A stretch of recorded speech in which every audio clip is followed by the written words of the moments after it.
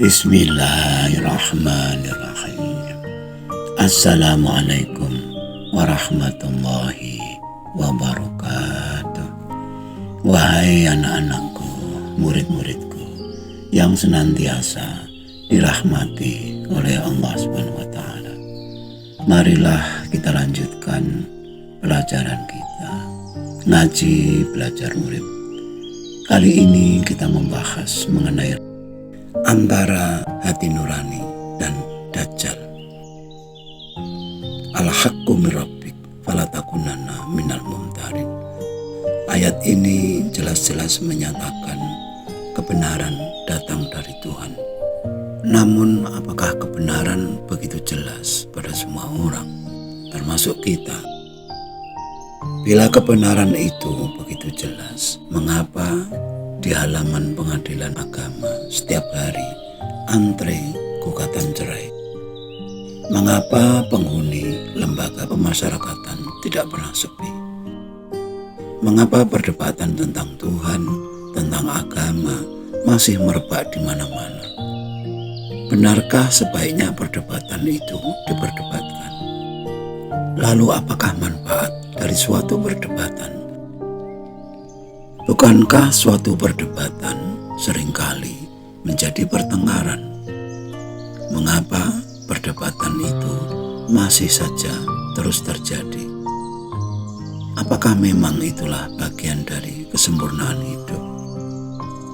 Sebagai makhluk sosial yang tidak mungkin tidak bergaul dengan orang lain, tidak mungkin tidak berinteraksi dengan orang lain, tidaklah mungkin menghindari perdebatan sama sekali.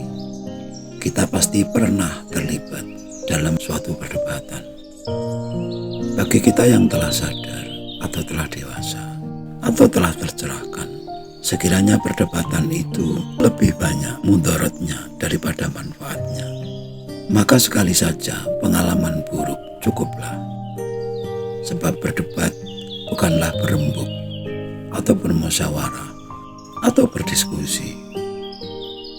Debat tidak untuk mencari solusi, tidak untuk mencari sepakat.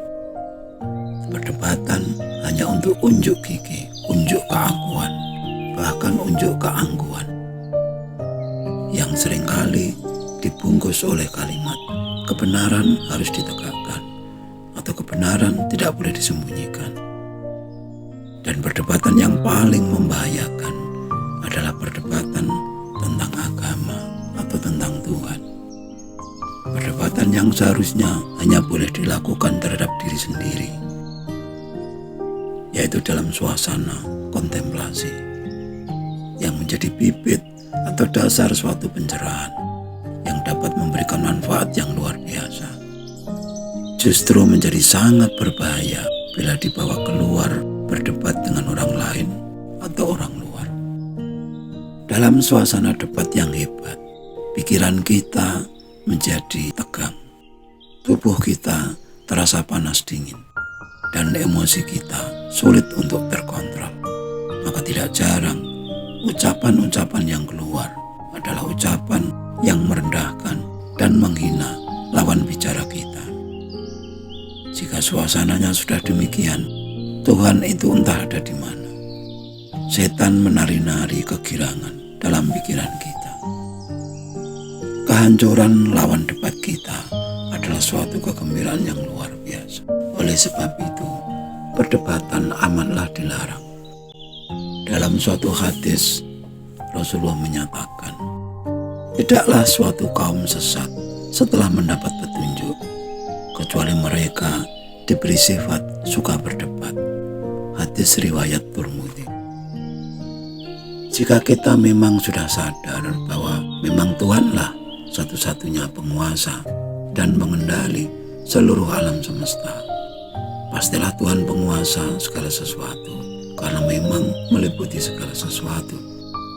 Dan tentu sumber segala sesuatu pula lah, termasuk sumber kebenaran. Bila dikatakan sumber energi di bumi adalah matahari, bukankah matahari yang tampak dari bumi itu adalah satu, hanyalah satu atau satu-satunya? Maka apakah kita perlu berdebat tentang matahari mana yang paling benar. Apakah yang tampak di Indonesia, di Cina, di Amerika, di India, atau di Arab? Bukankah mataharinya sama? Meskipun mungkin namanya berbeda-beda sesuai dengan bahasa masing-masing negara. Bukankah Tuhan semesta alam itu juga demikian? Lalu, mengapa kita masih merasa perlu mengaku bahwa Tuhan kitalah yang paling benar? Jika memang Rabbul Alamin, pastilah Ahad atau satu-satunya. Tuhan semua agama, Tuhan di semua negara, Tuhan di semua bangsa, Tuhannya seluruh yang ada di alam semesta ini atau jagat raya ini. Dan yang paling penting dari semua kesadaran ini adalah Tuhan semesta alam sebagai sumber cahaya, sumber energi, sumber kesadaran yang memercik dalam diri setiap makhluk hidup, termasuk tubuh kita, manusia, hingga kita bisa hidup. Itu artinya sumber kebenaran itu ada pada diri kita, yaitu roh suci yang ada pada diri sendiri. Tentunya selama masih suci atau telah suci, sebagaimana sumbernya, yaitu Tuhan yang Maha Suci. Tidak salah bila orang-orang bijak memberi nasihat untuk menemukan kebenaran sejati. Dengarkanlah apa kata hati nuranimu. Nurani adalah Nur dan Ani. Nur artinya cahaya, Ani atau Ni adalah aku. Nurani adalah cahayaku. Demikian kata Tuhan. Cahayaku, energiku, kesadaranku, firmanku.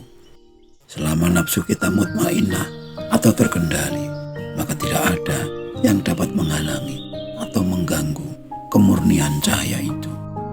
Itulah sumber kebenaran yang ada pada diri setiap manusia yang menyadari bahwa dirinya adalah makhluk cahaya yang berasal dari sumbernya, yaitu Maha Cahaya, yang tidak terhalang oleh golongan, bangsa, negara, atau agama apapun di muka bumi ini. Jika kesadaran kita telah sampai di tahap ini, masihkah kita perlu berdebat tentang siapa yang paling benar?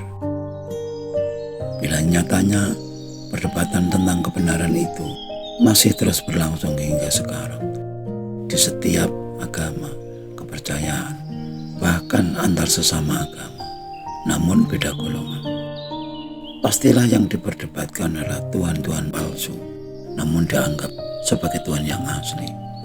Padahal itulah Dajjal, raksasa bermata satu, yang amat sakti mandraguna, yang sengaja dihadirkan untuk mengguncang hati para hamba yang imannya masih palsu, namun mengaku asli. Sebab iman yang asli tentu tidak akan terguncang. Dan yang perlu untuk selalu diingat, Dajjal adalah super ego kita. Ego kita yang memang super. Raksasa nafsu yang makin membesar dan membesar manakala selalu diberi makan setiap saat. Yaitu diri yang selalu merasa lebih baik, bahkan merasa paling baik di antara yang lain. Prinsip merasa paling baik inilah yang membuat leluhur kita harus turun dari surga. Nabi Adam turun dari surga adalah simbol dari manusia yang jatuh ke dalam lembah penderitaan hidup karena menuhankan Dajjal, Tuhan yang palsu, yaitu yang selalu mengatakan Ana khairum minhu. Dan mental inilah yang menjangkiti siapapun, terutama yang merasa memiliki banyak kelebihan. Apakah itu kekayaan, jabatan, kekuasaan, kepintaran, bahkan nasab atau keturunan yang dianggap mulia. Lalu yang manakah sumber kebenaran pada diri kita? Tuhan yang asli ataukah Tuhan yang palsu? Hati nurani ataukah Dajjal bermata satu?